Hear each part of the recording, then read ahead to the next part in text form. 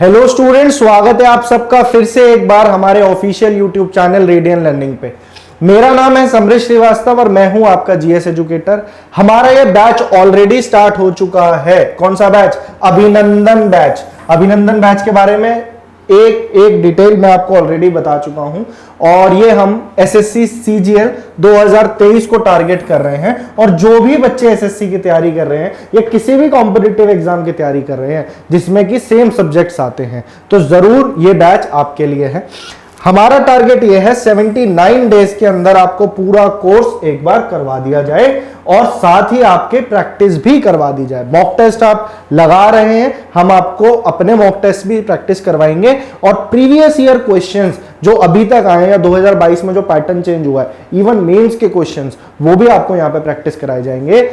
मैं आपको पढ़ाता हूं जनरल अवेयरनेस और जो जो इंपॉर्टेंट टॉपिक्स हैं उन्हें हम इन डेप्थ भी पढ़ेंगे। जैसे हमने अपनी आखिरी क्लास में हिस्ट्री का एडवेंट ऑफ यूरोपियंस वाला पार्ट पढ़ा है ना, कि किस तरीके से विदेशी हमारे देश में आए। ऐसा नहीं है कि आपको वो सेशन पहले लेने की जरूरत है फिर ये, मैं कोशिश ये करूंगा कि इंटरलिंकिंग नहीं बने। आप जो आपका मन कर रहा है वो टॉपिक उठा के खत्म कर सकते हो, पढ़ सकते हो। हर क्लास में कोशिश ये रहेगी एक टॉपिक आपका फिनिश हो जाए और बीच बीच में आपको प्रैक्टिस सेट्स के थ्रू प्रैक्टिस करवा दिया करूंगा। मैं स्टैटिक जीके के प्रैक्टिस करवाऊंगा, करंट अफेयर्स करवाऊंगा। तो तसल्ली से आप आराम से बैठिए। क्लास के नोट्स बनाने की जरूरत नहीं है क्योंकि ये वाली क्लास जो मैं पढ़ाऊंगा, जब मैं प्रैक्टिस सेट कराऊंगा उसके आप पॉइंट्स आप लिख सकते हो। बट अब जैसे ये है, इसके लिए आपको मुझे नहीं लगता नोट्स बनाने की जरूरत है। क्यों? क्योंकि ये सेम पीडीएफ आपको हमारे टेलीग्राम चैनल पे मिल जाएगी। टेलीग्राम चैनल का लिंक हमारे डिस्क्रिप्शन बॉक्स में आपको मिल जाएगा। जिन बच्चों की ये दुविधा है कि भाई हिंदी वाले जो बच्चे हैं जिनको हमें पढ़ने में दिक्कत हो रही है, तो ऐसा कुछ नहीं होने वाला। जिन्होंने मेरी लास्ट क्लास देखी है उन्होंने बताया होगा कि भाई जो मैं पढ़ाता हूं आपको बाइलिंगुअल पढ़ाता हूं, बहुत कॉम्प्लिकेटेड तरीके से मेरा तरीका नहीं है पढ़ाने का। चीजें आपके दिमाग में आराम से जाए। आप फिर भी रिक्वेस्ट करेंगे तो हम इसको हिंदी में भी पीडीएफ दे देंगे और क्वेश्चंस तो आपको हिंदी इंग्लिश दोनों में मिलेंगे। अब आ जाते हैं, फोकस करते हैं आज के टॉपिक पे। ये हमारी मेंटर्स हैं जो आपको इस कोर्स में पढ़ा रहे हैं और एक से एक बढ़िया आपको मेंटर्स मिले हुए हैं। बहुत अच्छे से आपको कोर्स कराया जा रहा है। साइंस चल रहा है आपका, एक तरफ रीजनिंग चल रहा है, तो सारी क्लासेस आपको मिल रही हैं। बढ़िया से प्रैक्टिस कीजिए। और आज हम पढ़ेंगे वही जो हम लास्ट क्लास में पढ़ रहे थे, उसका सेकंड पार्ट कह लीजिए, या फिर आज मैं आपको पढ़ाऊंगा जो आपने टाइटल में देखा होगा कि भाई बंगाल के ऊपर, जो बंगाल एक इंपॉर्टेंट प्रेसिडेंसी बना अंग्रेजों की, ब्रिटिश ईस्ट इंडिया कंपनी की, तो वो कैसे बना। और ब्रिटिश ईस्ट इंडिया कंपनी की जो बंगाल की जर्नी थी, battle of Plassey, battle of Buxar, फिर ट्रीटी ऑफ इलाहाबाद साइन होती है, यहां से क्या क्या सवाल आपके पेपर में बनते हैं वो बताऊंगा आपको। लास्ट क्लास में मैंने ब्रिटिश ईस्ट इंडिया कंपनी ने कैसे कैसे अपनी फैक्ट्रीज स्टैब्लिश करी, उसकी किलाबंदी करी और किस तरीके से कन्फ्लिक्ट्स अब अराइज होने लग गए थे। फारूक शेर जो था मुगल एम्परर था, ठीक है, 1717 में, तो उससे ले लिया इन्होंने रॉयल फरमान। फरमान मतलब कि एक order. British east India company का मेन फोकस था बंगाल को अपने अंडर करना। हालांकि उन्होंने सारी जगहों को धीरे धीरे करके एक्वायर करा। वो सारे क्वेश्चंस के थ्रू मैं आपको बता दूंगा। बंगाल का जो पोर्शन है इसे डिटेल में पढ़ना जरूरी है क्योंकि बैटल ऑफ प्लासी बहुत बार पूछा जाता है पेपर में। ऐसी क्या घटनाएं हुई जिस वजह से अब बैटल ऑफ प्लासी में आए। डायरेक्ट फैक्ट्स बताऊंगा, याद नहीं होंगे, इसलिए लास्ट क्लास में भी आपका पहले मैंने बेस बनाया था कि ब्रिटिशर्स थे या पुर्तगाली थे, वो पहले भारत क्यों आए, उसके पीछे कारण क्या था। तो आज हम जानेंगे ब्रिटिशर्स ने बंगाल वाले एरिया को किस तरीके से कंट्रोल करा। कहानी की फॉर्म में समझते हैं। 1717 में दे दिया उन्होंने फरमान कि जाओ और ड्यूटी फ्री ट्रेड करो। क्या करो? ड्यूटी फ्री ट्रेड, यानी आपको एक भी टैक्स देने की जरूरत नहीं है। ब्रिटिश ईस्ट इंडिया कंपनी को बोला और उसके लिए उन्होंने कि भैया इसको ऑथराइजेशन देने के लिए क्या दिया? दस्तक पासेस दे दिए। बताया था आखिरी क्लास में, जिनको नहीं पता अब सुन लो। दस्तक पासेस उनको दे दिए ब्रिटिश ईस्ट इंडिया कंपनी को कि बंगाल में आप व्यापार कीजिए।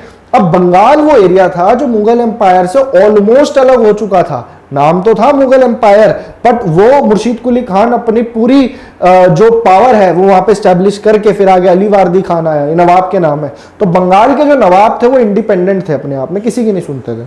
और उस एरिया में वहां पे ये लोग ट्रेड कर रहे थे, वो भी ड्यूटी फ्री ट्रेड। ये तो प्रॉब्लम थी। अब मुगल बादशाह की बात को ऐसे तो आप नहीं नकार सकते, तो इसलिए नवाब को इनकी सारी बदतमीजियां सहनी पड़ी। पर इन्होंने एक लेवल और ऊपर कर दिया। क्या किया? अब मान लीजिए आपका अपना घर है, ठीक है, आपके घर के अंदर आपका पड़ोसी आता है, वो लड़ता है, आपसे नहीं लड़ता, आपके दूसरे पड़ोसी से। यानी वो दोनों पड़ोसी जिनको आप जानते नहीं हो, बाय चांस अज्यूम करो आप अपने पड़ोसियों को नहीं जानते, वो आपके घर में आए और एक दूसरे से लड़ रहे हैं आपके अपने घर के अंदर, ठीक है। तो यही हाल था ब्रिटिशर्स का और फ्रांस का, जो फ्रेंच कंपनी थी। ब्रिटिश ईस्ट इंडिया कंपनी और फ्रेंच ईस्ट इंडिया कंपनी की अपनी 7 इयर्स वॉर भी चल रही थी। फिर बैटल ऑफ वंडी वॉश हुआ, बैटल ऑफ बेडारा भी चल रही है, डच के साथ बैटल हो रहा है। तो आप ये चीज देखिए, अपने ओपोनेंट से भी वो लड़ रहे हैं वहां पे और आपके होमलैंड पे, तो कैसा लगेगा नवाब को। दूसरा, जो दस्तक पास थे, जिसे पास को दिखा के ड्यूटी फ्री ट्रेड हो रहा था, तो वो ब्रिटिश ईस्ट इंडिया कंपनी को दिया था। ब्रिटिश ईस्ट इंडिया कंपनी के जो और ऑफिशियल्स थे, जो वहां पे लोग काम करते थे, वो अपने पर्सनल यूज के लिए भी उसका गलत इस्तेमाल कर रहे थे। दस्तक पास से अपना इंडिविजुअल ट्रेड वो लोग कर रहे हैं वहां पे, इतनी करप्शन कर रहे हैं, इतने सारे गिफ्ट्स लेते थे वो लोगों से कि बंगाल के अंदर एक भयंकर फेमीन आता है 1770 में। खैर ये कहानी आगे की है। अभी आते हैं हम 1756 में। देखिए, एक टाइम पीरियड आपको ध्यान रखना है 1757 से 1764 के बीच में। यहां से पेपर में सवाल बनते हैं। क्या सवाल बनते हैं? ये वो टाइम पीरियड था बंगाल के नवाबों का। कौन कौन से नवाब थे इसमें? सिराजुद्दौला आए, फिर मीर जाफर आए और फिर मीर कासिम आए। ये लोग फेल हो गए बंगाल को अपने अंडर कंट्रोल करने में। कैसे कैसे कैसे फेल हो गए? तो एक धोखा दिया गया था सिराजुद्दौला को। सिराजुद्दौला बंगाल के आखिरी एक आजाद, एक इंडिपेंडेंट नवाब थे। उसके बाद तो एक कठपुतली बन के रह गए सारे, चाहे आप मीर जाफर को देख लीजिए, चाहे मीर कासिम को देख लीजिए। ऐसी क्या सिचुएशन आई वो मैंने आपको बताया कि सिराजुद्दौला जो थे वो ब्रिटिश ईस्ट इंडिया कंपनी से बहुत ज्यादा परेशान थे, ठीक है ना। उन्होंने उसकी नाक में दम कर रखा था, उसी के लैंड पे एक दूसरे से लड़ते थे, अपनी फैक्ट्रीज की किलाबंदी कर रखी थी, फोर्टिफाई कर रखा था, साथ ही साथ ट्रेड के अंदर कोई टैक्स नहीं देते थे। ये सारे कारण थे। तो सिराजुद्दौला बहुत ज्यादा परेशान हो गया और कलकत्ता, मैंने आपको बताया था 3 गांव से मिलकर बना। कौन कौन से? और आखिरी क्लास में मैंने शायद आपसे क्वेश्चन भी पूछा था, उसका आंसर देखते हैं कि एक बार आप मेरे को बताना। और जिन्होंने नहीं दिया है, जिन्होंने दे दिया बहुत अच्छी बात है, जिन्होंने दिया आज दे दो कमेंट सेक्शन में। अब आता हूं मैं सिराजुद्दौला की बात करूं तो 1756 सिराजुद्दौला ये नवाब बने बंगाल के, ठीक है। इनके ग्रैंडफादर थे इससे पहले, यहां पे ये नाम याद रखना, अली वारदी खान। बंगाल को इंडिपेंडेंट एक्चुअल में अलग किसने किया? मुर्शीद कुली खान ने। फिर आगे ये इनकी चलती रही, फिर अली वारदी खान के बाद सिराजुद्दौला गद्दी पे बैठे थे। कलकत्ता का एरिया जिसपे फोर्ट विलियम्स था, है ना, ब्रिटिशर्स का, वो इसने अपने अंडर ले लिया और वहां पे हो जाती एक ब्लैक होल ट्रेजेडी। एक्चुअल में क्या था, ब्रिटिशर्स ना चुपचाप काम करते थे। वो चुपचाप अपने हथियारों से इतना लैस होते गए, अपने आप को इतना ज्यादा पावरफुल उन्होंने बना लिया कि वहां के नवाब को इस बात का आइडिया ही नहीं था। वो इंटरनली भी इनको तोड़ने लग गए। तो ब्रिटिश ईस्ट इंडिया कंपनी काफी पावरफुल हो गई थी, चुपचाप सुमड़ी में वो अपना काम करते चले गए। सिराजुद्दौला ने ले लिया इनसे पंगा, जाके कलकत्ता को अपने अंडर ले लिया और उसने क्या करा, उसकी फोर्सेस ने एक छोटे से कमरे के अंदर बहुत सारे ब्रिटिश ऑफिशियल्स को बंद कर दिया और वो सारे ब्रिटिशर्स दम घुटने की वजह से मर गए, जिसको कहते हैं क्या? उसको कहते हैं ब्लैक होल ट्रेजेडी, ठीक है। क्या कहते हैं? ब्लैक होल ट्रेजेडी लिखा है, ब्लैक होल इंसिडेंट। अगर आपसे पेपर में पूछ ले कि ब्लैक होल इंसिडेंट कब हुआ था, तो 1756 में हुआ था, जून 20 को। 1756 आप याद रखेंगे, वही टाइम पीरियड था। अब ये ग्राउंड खड़ा हो रहा है जिसके ऊपर की, अब ये बेसिक कारण थे जिसकी वजह से बैटल ऑफ प्लासी हुआ। रॉबर्ट क्लाइव उस वक्त समझ लीजिए गवर्नर था, बहुत ज्यादा पावर थी उसके पास, ब्रिटिश ईस्ट इंडिया कंपनी का करता धरता वही था। तो रॉबर्ट क्लाइव को पता लगा और उसने जाके कलकत्ता अपने अंडर ले लिया, ठीक है। और कलकत्ता वापस अपने अंडर लेने के बाद में सिराजुद्दौला के साथ एक ट्रीटी साइन कर ली, जिसको कहते हैं, पहले देखिए 1757 में ट्रीटी ऑफ अलीनगर साइन कर ली। अलीनगर ट्रीटी साइन करने के बाद रॉबर्ट क्लाइव और सिराजुद्दौला के बीच में एक संधि हुई और उसने ये बात लिखवाई उससे बकायदा ट्रीटी में कि सिराजुद्दौला अब हमें तंग नहीं करेगा, हम अपना फ्री ट्रेड करेंगे। और जो फारूक शेयर ने अपने टाइम में फरमान दिया था, ये दिया ना, according to this treaty all privileges granted by Farrukhsiyar were confirmed by the Nawab. कि भाई आप गुड्स और सर्विसेज पे टैक्स मत देना, पर ब्रिटिश ईस्ट इंडिया कंपनी नहीं देगी। उसके अपने इंडिविजुअल जो उनके अपने इंडिपेंडेंट ट्रेड चल रहे थे उससे बहुत ज्यादा नुकसान हो रहा था, जिस वजह से बैटल रुकना ही नहीं था। अब हम आगे जा रहे हैं बैटल ऑफ प्लासी की तरफ। समझ रहे हो आप मेरी बात? धीरे धीरे हम कैसे आगे बढ़ रहे हैं कि अब हम जानेंगे बैटल ऑफ प्लासी क्यों हुआ, कैसे हुआ। अच्छा, एक बात ध्यान रखना, आपसे पूछ लेगा लास्ट सेल्फ गवर्निंग नवाब, लास्ट इंडिपेंडेंट नवाब कौन थे? सिराजुद्दौला थे। इसके बाद तो इनको धोखा दिया था इन्हीं के मीर बख्शी ने, जिसका नाम था मीर जाफर, जिसका नाम था मीर जाफर। इसको धोखा दिया था मीर जाफर ने। बदले में अंग्रेजों ने कहा था तो हमारी साइड दो, आप हमारी साइड आ जाइए, और मीर जाफर को बदले में दे दिया कि भाई जब इसको हम हरा देंगे तो तू नवाब बन जाना। तो उन्होंने मीर जाफर को बाद में नवाब भी बना दिया। इसको धोखा देने वाले सिराजुद्दौला को बहुत लोग थे, हम बार बार मीर जाफर पढ़ते हैं। मीर जाफर के साथ में जगत सेठ थे। जगत सेठ कौन थे? उस वक्त बंगाल के सबसे बड़े बैंकर थे। उसके अलावा सेठ हमीचंद थे, सेठ मानिक चंद थे, और एक खदीम खान था।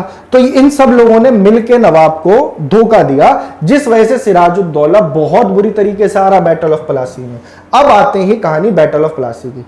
ब्रिटिश और नवाब के बीच में एक अभी तो सीज फायर है, पर अब एक ग्राउंड तैयार हो गया कि भाई अब तो होगी लड़ाई। तो बैटल ऑफ प्लासी की आपसे डायरेक्ट डेट पूछ लेगा, तो क्या डेट है उसकी? जून 23 जून 1757, बैटल ऑफ प्लासी। बहुत बार एसएससी ने क्वेश्चन पूछा, बहुत बार। आप पेपर उठा के देख लो, हर साल की किसी ना किसी शिफ्ट में ये डायरेक्ट क्वेश्चन आता है कि बैटल ऑफ प्लासी कब हुआ। अब आप जान रहे हो कि भाई इसके बीच में हुआ क्या क्या, एग्जैक्टली क्या चीजें हुई। आते हैं सीधा सिराजुद्दौला की जो आर्मी थी। अब सिराजुद्दौला कहा जाता है कि बैटल ऑफ प्लासी सबसे छोटी बैटल है आज तक की। ये बैटल मात्र 58 मिनट में ही खत्म कर दी थी। वन साइडेड बैटल थी, ब्रिटिशर ने बहुत बुरी तरह हराया। क्यों हराया? पहली बात तो आपसे पूछा जाएगा ब्रिटिश ईस्ट इंडिया कंपनी की जो तरफ थी, ब्रिटिश ईस्ट इंडिया कंपनी की साइड को लीड कौन कर रहा था? तो उस वक्त बताया मैंने, रॉबर्ट क्लाइव। रॉबर्ट क्लाइव एक बहुत इंपॉर्टेंट फिगर है इस टाइम पीरियड में। जो बंगाल का एरिया ऑक्यूपाई किया था सब इसी की देन थी। और यहां पे एक बार इन्होंने ऑक्यूपाई कर लिया तो बंगाल का इतना बड़ा एरिया, जिसमें उस वक्त ओडिशा आता था, उस वक्त उसमें बिहार, झारखंड, बंगाल का बहुत बड़ा एरिया आ जाता था, और पूरा आपका जो आज का बांग्लादेश देखते हो, तो आप इमेजिन करिए वो पूरी की पूरी प्रेसिडेंसी ब्रिटिशर्स के अंदर आ गई। और रॉबर्ट क्लाइव का इसमें बहुत बड़ा हाथ था। तो सिराजुद्दौला को इस लड़ाई में हरा दिया गया। क्यों हरा दिया गया? क्योंकि बैटल से पहले ही एक सीक्रेट सौदा हो चुका था। कमांडर इन चीफ था उस वक्त मीर जाफर, मैंने बताया ना, उसी की आर्मी में सिराजुद्दौला की, उसने, और साथ में दीवान था एक राय दुर्लभ। ये नाम इतना इंपॉर्टेंट नहीं है। मीर जाफर, जगत सेठ, ये याद रखना। इन्होंने चुपचाप सीक्रेटली सपोर्ट किया ब्रिटिशर्स को, और वो पहुंचे ही नहीं लड़ाई के मैदान में, और सिराजुद्दौला का धोखा दिया, उसकी सारी खबरें बाहर पहुंचाई, जिस वजह से वो बहुत बुरी तरीके से हारा सिराजुद्दौला। तो बैटल ऑफ प्लासी में रॉबर्ट क्लाइव जीत गया। साथ ही मीर जाफर को उन्होंने ऑफर कर दी पोस्ट, किसकी? कि अगला नवाब तू, अगला नवाब अब बना दिया मीर जाफर को। पर मीर जाफर को इनकी फितरत इतने अच्छे से नहीं पता थी शायद, तभी उसने ब्रिटिशर्स का साथ दिया। जो उसने कर्म किए वो उसके आगे आए। कैसे आए? जो मीर जाफर था ना, मीर जाफर बाद में सिर्फ एक कठपुतली बन के रह गया था। क्या बन के रह गया था? सिर्फ एक कठपुतली बन के रह गया था मीर जाफर। किनकी? ब्रिटिशर्स की। बदले में जीता तो सही मीर जाफर को नवाब तो बना दिया, बदले में उन्होंने उससे 24 परगना, जो 24 परगने थे उस टाइम के डिस्ट्रिक्ट थे, ईस्ट इंडिया कंपनी को उसको देने पड़े तोहफे के तौर पे। ठीक है, उसको देने पड़े। साथ ही साथ खूब सारा पैसा और बहुत कुछ ब्राइब भी दिया, गिफ्ट्स भी दिए। तो वो वैसे ही अपना खजाना खाली करता चला गया और ब्रिटिशर्स उससे लूटते चले गए। अब कहते हैं कि किंग से बड़ा किंग मेकर होता है, तो किंग मेकर इधर ब्रिटिश ईस्ट इंडिया कंपनी है। पावर में उसको ब्रिटिश ईस्ट इंडिया कंपनी लाई, तो उसको सुननी किसकी पड़ेगी? अब ब्रिटिश ईस्ट इंडिया कंपनी की। डायरेक्ट क्वेश्चन आता है किसने धोखा दिया था? तो मीर जाफर ने दिया था। ये नाम याद रखना। मीर जाफर बना अगला नवाब, बदले में 24 परगना दे दिए। मीर जाफर भी परेशान हो गया। उसने कहा यार इससे तो पीछा छुड़ाना पड़ेगा, ब्रिटिश ईस्ट इंडिया कंपनी से अब पीछा छुड़ाना ही पड़ेगा। तो अब क्या था ना, ब्रिटिशर्स सिर्फ एक जगह पे फोकस नहीं थे, उनकी पूरी एक्सपेंशन पॉलिसी चल रही है। एक तरफ तो ये इनके साथ उलझे हुए हैं, दूसरी तरफ एंग्लो फ्रेंच वॉर चल रही है, तीसरी तरफ डच जो बैठे हुए थे, डच ईस्ट इंडिया कंपनी, बताया था ना मैंने आखिरी क्लास में कि ये 5 कंपनीज थी, 5 आए थे, तो उनसे अलग लड़ाई चल रही है। साथ ही यहाँ के लोकल लोगों से भी, निजाम ऑफ हैदराबाद कह लीजिए, Maratha war, Anglo Mysore war, तो बहुत सारी चीजें चल रही थी। उसी दौरान डच के साथ एक बैटल आपसे पेपर में पूछता है, जिसे बैटल ऑफ चिनसौरा, क्या कहते हैं, बैटल ऑफ चिनसौरा। साथ ही से बैटल ऑफ हुगली भी कहा जाता है, ठीक है, हुगली नदी के किनारे हुई है बैटल, और इसे बैटल ऑफ बेदारा भी कहा जाता है। इन तीनों में से कोई भी नाम आपसे पेपर में पूछ लेगा और कहेगा इसका ईयर बता दो, तो आप ईयर बता देंगे, क्योंकि अब मैं आपको बता रहा हूं इसका ईयर था 1759, ठीक है। 1759 में ये लड़ाई होती है बैटल ऑफ बेदारा। किसके बीच में होती है, ब्रिटिशर्स और डच ईस्ट इंडिया कंपनी के बीच में। इसके बाद जो डच थे उनको बिल्कुल खत्म कर दिया था, और उस वक्त मीर जाफर ने पहले ब्रिटिशर्स का साथ दिया, अब वो चला गया डच के पास कि भैया मुझे बचा लो, तो वो डच के पास गया, डच हार गया इसके अंदर, तो मीर जाफर की कहां चलनी थी। फिर इन्होंने कहा चल मीर जाफर को भी हटाओ, अब नया नवाब बनाएंगे। मीर जाफर का जमाई, उसका सन इन लॉ था मीर कासिम, ठीक है। मैं आपको इसीलिए, मैं चाहूं तो आपको डायरेक्ट फैक्ट्स बताता रहूं, पर अभी मेरा मकसद यही है कि चीजें आपको जो है ना समझ में इस तरीके से, आपको बोरिंग नहीं लगना चाहिए लेक्चर, ठीक है। अगर आपको बोरिंग लगे, कहीं कोई प्रॉब्लम लगे, तो आप बिल्कुल कमेंट सेक्शन में बताना। इसलिए मैं आपको इस तरीके से पढ़ा रहा हूं कि चीजें आपके दिमाग में भी बैठे और एक कहानी सुनने का भी मजा है। तो भैया क्या होता है कि 1760 की बात आ जाती है और मीर कासिम को नवाब बना दिया जाता है बंगाल का, और मीर जाफर को हटा देता है कि मीर जाफर अब तेरा हो गया, तूने हमें धोखा दिया, अब आप जाओ। तो मीर कासिम को उस गद्दी में बिठा देता है। पर प्रॉब्लम तो वहीं की वहीं है, ये अगली कठपुतली बन गया, मीर कासिम ने बहुत सारी ब्राइब, बहुत कुछ दोबारा से ब्रिटिशर्स को दिया। ब्रिटिशर्स को हर बार मौका मिल जाता था कि भैया अब नया नवाब बना, इससे भी लूटो। तो इस तरह से इंटरफेरेंस ब्रिटिशर्स की रोकने के लिए मीर कासिम ने क्या करा, इसने कहा ठीक है मैं थोड़ा स्मार्ट बनता हूं, मैं क्या करता हूं, जो पहले कंट्रोल था ना मुर्शिदाबाद जो एरिया है बंगाल का, उस पे ज्यादा था। पहले ढका होती थी मुर्शीद कुली खान के टाइम पे राजधानी, ढका से उसने मुर्शिदाबाद करी, मुर्शिदाबाद से मुंगेर ले गया। उसने कहा इससे और दूर चलो, फोर्ट विलियम से दूर जाते हैं, मुंगेर जाते हैं, वहां पे थोड़ा कंट्रोल कम रहेगा ब्रिटिशर्स का। तो आपसे पूछ सकता है पेपर में कि कैपिटल को मुर्शिदाबाद से मुंगेर कौन लेके गया, तो मीर कासिम लेके गया, ठीक है। टफ क्वेश्चन आ जाए अगर एसएससी में, तो आपसे इस तरह का सवाल बिल्कुल बन सकता है। मीर कासिम की बात करें तो मीर कासिम ने अपनी आर्मी को स्ट्रेंथन करना शुरू कर दिया पीछे पीछे, कि कभी भी इनसे लड़ने की जरूरत पड़ेगी तो जिस तरीके से इन्होंने अपनी आर्मी को स्ट्रॉन्ग करा है मैं भी करूंगा। कैनन और गन फैक्ट्रीज वगैरह सब कुछ बनाना शुरू कर दिया, और उसने कोशिश करी कि जो ये करप्शन करते हैं, जो ये दस्तक पासिस का जो इस्तेमाल गलत तरीके से करते हैं, अपने इंडिविजुअल ट्रेड के लिए करते हैं, इसको मैं रोक सकूं। तो मीर कासिम ने ऐसी कोशिश करी। अब 1763 में आ जाते हैं। मीर कासिम ने क्या करा, अब वो थक गया था, उसने कहा भैया मेरे से नहीं कंट्रोल हो रहा, ये दस्तक पासिस का बहुत खतरनाक यूज कर रहे हैं, ठीक है।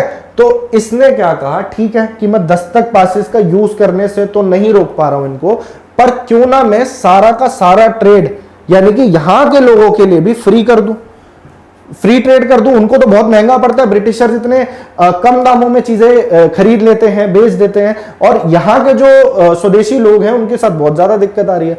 तो उसने कहा ठीक है सबके लिए टैक्स कर दो माफ।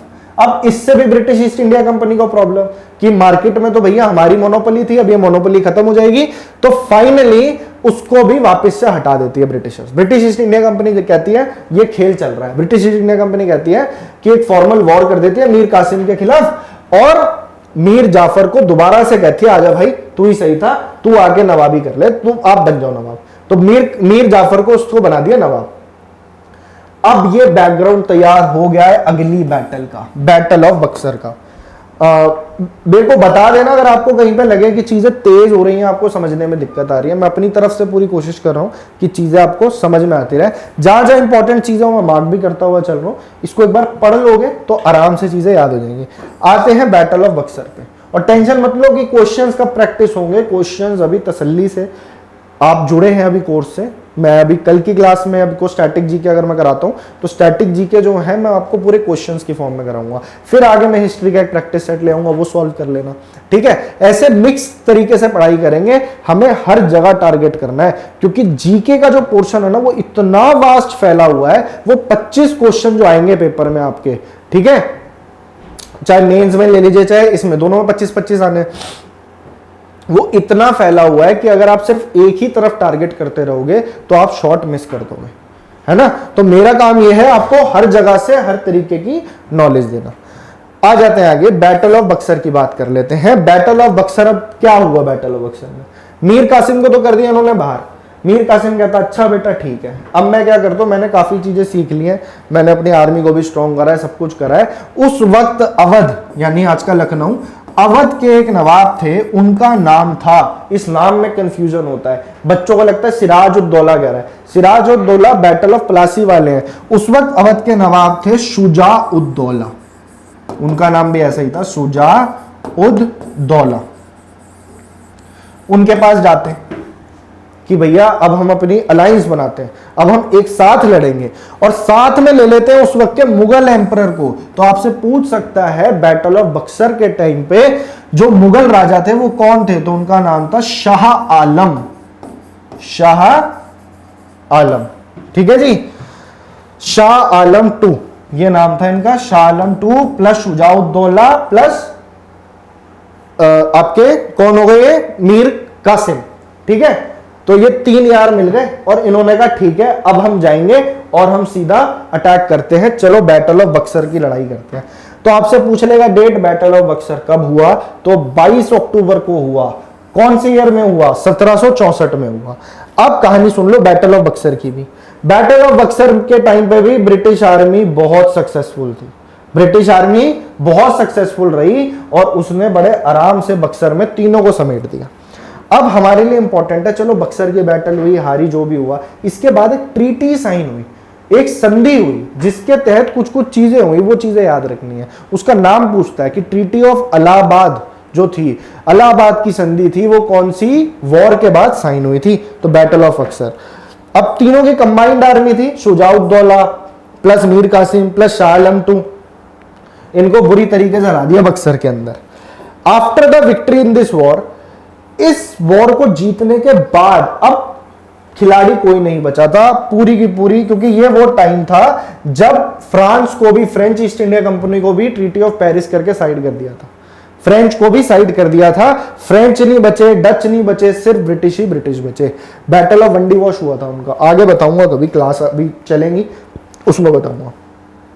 इंग्लिश पावर पूरी तरीके से स्टैब्लिश हो गई और इस तरीके से बंगाल का कंट्रोल कर लिया। इसके बाद क्या होता है, ठीक है, अभी जब ये वाला टॉपिक हमारा हो जाएगा ना, तो नेक्स्ट क्लास जब भी हमारी हिस्ट्री की होगी, आज तो हो गया आपकी ट्यूसडे 18 तारीख है, अब अगली क्लास इसकी 3-4 दिन के बाद लेते हैं। कल अभी हम स्टैटिक जीके करते हैं और उसके बाद 2-1 चैप्टर हम पॉलिटी के कवर करेंगे। ऐसे मिक्स सेट ऑफ हम इंपॉर्टेंट टॉपिक्स कवर करते चलेंगे, ठीक है। जैसे जैसे पढ़ा रहा हो वैसे वैसे पढ़ते जाओ, हर डायरेक्शन में आपका कोर्स खत्म होता चला जाएगा। आगे आ जाओ, ट्रीटी ऑफ इलाहाबाद पे आते हैं फटाफट, ठीक है। ये पहली ट्रीटी, इसके अंदर एक्चुअली में 2 ट्रीटी साइन हुई थी। ट्रीटी ऑफ इलाहाबाद 1765, तीनों के साथ अलग अलग ट्रीटी करेंगे ना, अभी तीनों से अलग अलग तरीके से फायदा उठाना है। तो कैसे फायदा उठाना है? पहली ट्रीटी इलाहाबाद की साइन होती है, कौन कौन? एक तरफ रॉबर्ट क्लाइव और दूसरी तरफ Mughal emperor Shah Alam two. Shah Alam two को वो कहता है कि भैया अब आप हो गए हो बुड्ढे, आप हो जाओ साइड। तो शाह आलम टू क्या करता है, ब्रिटिशर्स को सारे दीवानी राइट्स दे देता है। दीवानी राइट्स बोले तो right to collect revenue, right to collect taxes, taxes collect करने का जो अधिकार है वो ब्रिटिशर्स के पास आ गया। अब तो पैसे पे कंट्रोल आ गया, तो भाई दीवानी राइट्स दे दिए सीधा सीधा शाह आलम टू ने। ये उस वक्त वैल्यू तो थी, चाहे जैसे भी कमजोर थे मुगल, पर मुगल बादशाह ने अगर ऐसा बोला है तो वो भी फरमान की तरह उन्होंने यूज करना है। बदले में मुगल एम्परर को बोला कि ठीक है अब आप बैठिए, आपका खर्चा हम उठाएंगे, सालाना आपको 26 लाख रुपए पहुंच जाएंगे। कितने? 26 लाख रुपए पहुंच जाएंगे, ऐसा इस ट्रीटी में लिखा था। पर ये पैसे भी आगे जाके इन्होंने देना बंद कर दिए, क्योंकि अब वो धीरे धीरे और पावरफुल हो गए। दो खासियत बताई थी मैंने आपको ब्रिटिश ईस्ट इंडिया कंपनी क्यों इतना पावरफुल हुआ लास्ट क्लास में। एक तो उनमें पेशेंस बहुत था, दूसरा उनमें ईगो नहीं थी। पेशेंस और ईगो, ये अगर आपके अंदर भी ये क्वालिटी है तो आप भी किसी भी ऊंचाई पे पहुंच सकते हैं अपनी लाइफ में। And English army was placed in Awadh. अब अवध के साथ उसने क्या ट्रीटी साइन करी? दूसरी ट्रीटी साइन करी। अवध को बोला, अवध के जो राजा थे शुजाउद्दौला, उसको कहा कि ठीक है, हर जगह मारना भी जरूरी नहीं है ना, हर जगह ये चीज देखनी जरूरी है कि हम किस तरीके से उससे फायदा ले सकते हैं। तो ये थी ब्रिटिश ईस्ट इंडिया कंपनी की पॉलिसी। अवध से इन्होंने कहा कि सबसे पहले तो बाद में करेंगे बात, पहले तू मुझे 50 लाख रुपए दे। इससे ले लिए 50 लाख रुपए, इससे ले लिए 50 लाख रुपए। साथ ही ये परमिशन भी ले ली कि हम अवध तो आएंगे और अवध के अंदर ड्यूटी फ्री ट्रेड करेंगे, दोबारा से टैक्स फ्री बिजनेस दे हमें अवध के अंदर, और पैसा चाहिए, समझे? तो इस तरीके से अवध को भी किनारे कर दिया और शाह आलम 2 का भी काम कर दिया। अब रह गया बंगाल। अब बंगाल वाले को बुलाया, तू आ तेरी बारी। तो डुअल गवर्नमेंट चला दी यहाँ पे। ये 1772 तक यहाँ पे नवाबों का टाइम रहा था, चेंज होते रहे, मीर जाफर, फिर उसके बाद में 2-3 और आए। तो ऐसे करके उन्होंने कहा अब यहाँ पे डुअल गवर्नमेंट चलेगी। डुअल गवर्नमेंट बोले तो जो बंगाल, बिहार और उड़ीसा वाला एरिया है, बंगाल, बिहार और उड़ीसा वाला एरिया है, वो तो इससे ले ही ली थी कि दीवानी राइट्स आ गए हमारे पास। तो उन्होंने कहा कि भाई राइट टू कलेक्ट रेवेन्यू, जितना भी टैक्स है कलेक्ट करने का वो हमें दे दो, ब्रिटिश ईस्ट इंडिया कंपनी का वो हमें दे दो। साथ ही जो सिविल जुरिस्डिक्शन है, मतलब सिविल केसेस हैं, वो हम देख लेंगे, थोड़ा बहुत एडमिनिस्ट्रेशन देख लेंगे, सारे भारी भारी काम, इंटरनल पीस से लेके सब कुछ वो सारे दे दिए नवाब के पास। मतलब जिस चीज से फायदा होगा वो ब्रिटिश ईस्ट इंडिया कंपनी ने अपने पास रख लिया, साथ ही सारी रिस्पॉन्सिबिलिटी थी नवाब को। और इस सिस्टम को कहा गया डुअल गवर्नमेंट, और ये बहुत बड़ा फेलियर था जिसका नुकसान बंगाल को उठाना पड़ा 1770 में। इस पॉलिसी के अंतर्गत इतना करप्शन हुआ, इतनी प्रॉब्लम हुई लोगों के साथ, इतना बुरा हुआ कि लोगों के पास खाने के लिए कुछ नहीं बचा। अगर आप बंगाल फेमीन के आज भी इमेजेस देखेंगे तो आपका दिल दहल जाएगा, आप एक बार चेक करना। तो ऐसा हुआ था बंगाल फेमीन 1770 में, और इस तरीके से ये चला 1772 तक। लिखा है there was a severe famine, भुखमरी हो गई, ठीक है, अकाल पड़ गया 1770 में इस डुअल रूल के चलते, ठीक है। तो ये कहानी चल रही है। अब आगे जाके इतना करप्शन करने के बाद भी ब्रिटिश ईस्ट इंडिया कंपनी अपनी पावर में इतना चूर हो गया था कि उसने बोला ब्रिटिश पार्लियामेंट को, अब पार्लियामेंट का भी तो वहां पे भी तो अपना कंट्रोल है ना, उन्होंने ही तो भेज रखा है इनको। उन्होंने कहा ठीक है अब हम बताएंगे कि असली बॉस कौन है, अकेले अकेले खा रहे हो। उसने कहा कि हमें ब्रिटिश ईस्ट इंडिया कंपनी ने पहली बार इनसे पैसा मांगा, कहा कि हमारे पे पैसे खत्म हो रहे हैं, हमें पैसा दे दो, यानी उनसे लोन मांगा गया। तो वो कह रहे हैं तुम्हारे प्रॉफिट्स जा आ रहे हैं अगर तुम ऐसा कर रहे हो। तो ये डुअल गवर्नमेंट को एंड करवाया। 1772 में नया गवर्नर आया जो कि पहला गवर्नर जनरल बना। कौन बना? Warren Hasting. तो आपसे पूछेगा पहला गवर्नर जनरल कौन था? उस वक्त इंडिया के अंदर ब्रिटिशर्स की 3 प्रेसिडेंसी थी, Bengal presidency, Bombay presidency, Madras presidency. Bengal presidency का गवर्नर जनरल बनाया गया, साथ ही बाकी दोनों को इसके अंडर डाल दिया गया कि आप रिपोर्ट करेंगे इसको। अब ये सारी चीजें इसने करी रेगुलेटिंग एक्ट के अंदर। तो ब्रिटिश पार्लियामेंट में एक्ट पास हुआ कि इनको अब रेगुलेट करने की जरूरत है, तो रेगुलेटिंग एक्ट 1773। अब बात आती है कि ये वाली जो एक्ट है, चाहे रेगुलेटिंग एक्ट है, चाहे पिट्स इंडिया एक्ट है, इसके बाद चार्टर एक्ट आई, तो ये सारी चीजें ना पॉलिटी का पार्ट बनता है। क्यों?